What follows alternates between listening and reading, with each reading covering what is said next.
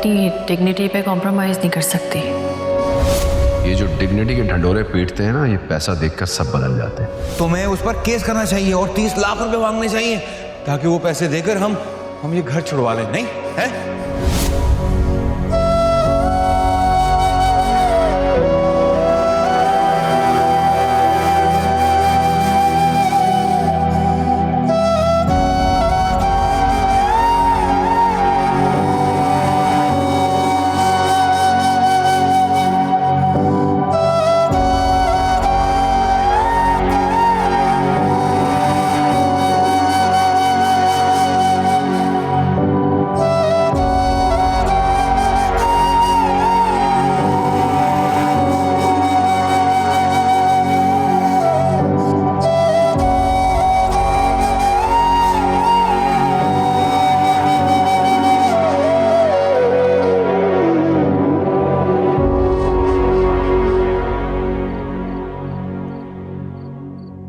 अम्मी, अब्बू की बात गलत नहीं है वैसे। आप ही का एक फैसला हम सबकी परेशानी दूर कर सकता है। कितनी आसानी से कह दिया ना तुम दोनों ने, जबकि तुम दोनों ही ये बात अच्छी तरह से जानते हो रोशनी का तो कोई कसूर ही नहीं है। फिर भी इसके बावजूद इस घर को बचाने की कोशिश रोशनी ही कर रही है। और ये घर हाथ से गया भी इन्हीं की बदौलत है। उसी वक्त मैं कह रही थी कि ये गलती कर रही हैं। उसका खमियाजा हम सबको भुगतना पड़ेगा। ये बात तो तुम अच्छी तरह से जानती हो ना, ये घर रोशनी का है और उसने तुम लोगों को यहाँ पर रहने के लिए जगह दी हुई है। क्या हो गया अम्मी? इसी की बदौलत तुम दोनों इस घर में रह रहे हो। ये कोई तुम्हारी जायदाद नहीं है। ये घर तो अब वैसे किसी का भी नहीं है, बल्कि साकिब का है। चलो ठीक है, साकिब का ही सही, लेकिन फिर भी तुम दोनों को इससे पूछने का हक नहीं है। कुछ तो करना पड़ेगा ना साहिब।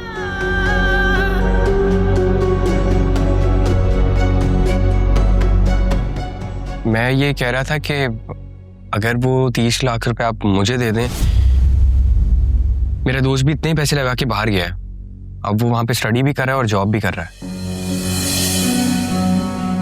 ये अच्छी बात बोली है, ये अच्छी बात है भाई। साईं, मैं तुम्हें तुम्हारी पढ़ाई के पैसे नहीं दे सकती। ये मेरे लिए लाए हैं। हाँ, तो और किसके लिए लाऊंगा नीलो जान? अरे मेरी इस तनख्वाह जिंदगी में तुम्हारे अलावा और है ही कौन है? सोलेहा भी तो है।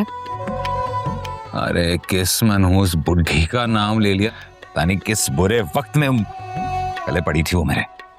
छोड़ो। और आपने भी गले में हार की तरह आज तक डाला हुआ।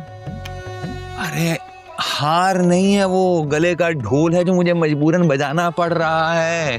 मैंने तो इरादा कर लिया था कि घर अपने नाम करवा कर दोनों माँ बेटी को घर से दफा करूंगा, तलाकनामा देकर, लेकिन फिर वो साकिब बीच में टपक पड़ा, सारा प्लान चौपट कर दिया है? अब साकिब की वजह से मुझे नहीं, तुम्हें सोलेहा को बर्दाश्त करना पड़ेगा है? हाँ तो मैं कर लूंगी बर्दाश्त।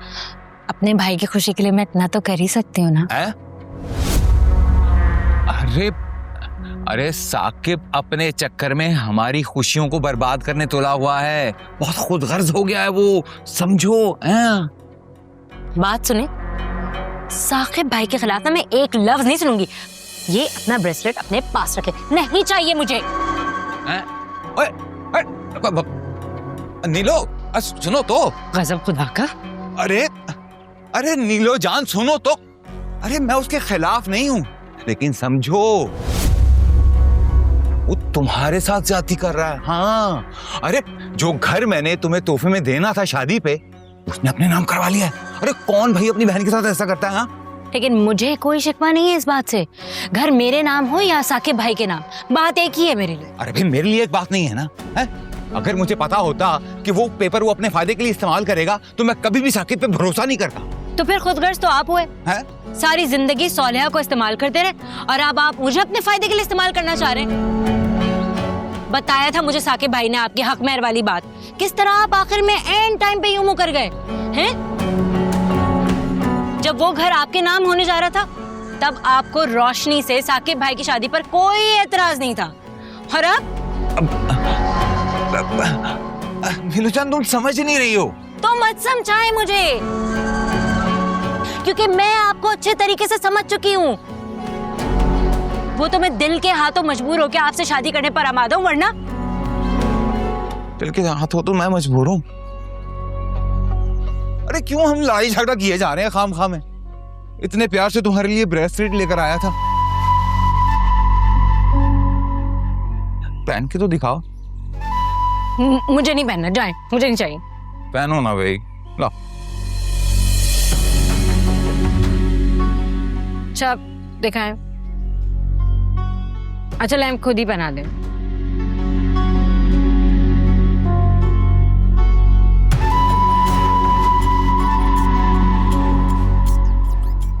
ये एमरल्ड है? हाँ रियल एमरल्ड है? हाँ हाँ, अच्छी लग रही है ना? हैं? अच्छा लग रहा, थैंक यू।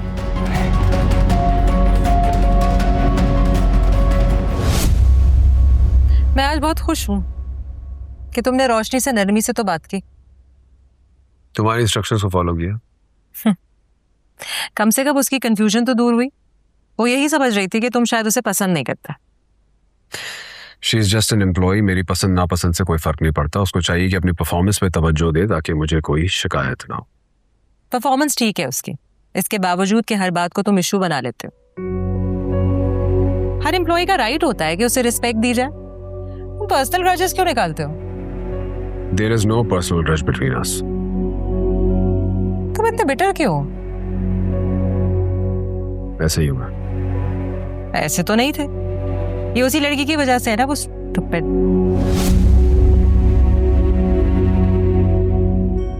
जहां गुस्सा निकालना था वहां तुमने गुस्सा निकाला नहीं और हर किसी को डांटते फिरते हो। Everyone scared of you. हर बात तुम उस इशू से क्यों लिंक कर देती हो?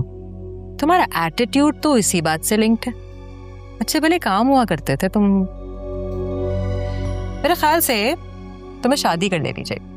एक तो दुनिया की हर बात जाकर शादी पर खत्म होती है। मैं तो तुम्हारी शादी करवाऊंगी एक अच्छी और सुलझी हुई लड़की के साथ। रोशनी जैसी?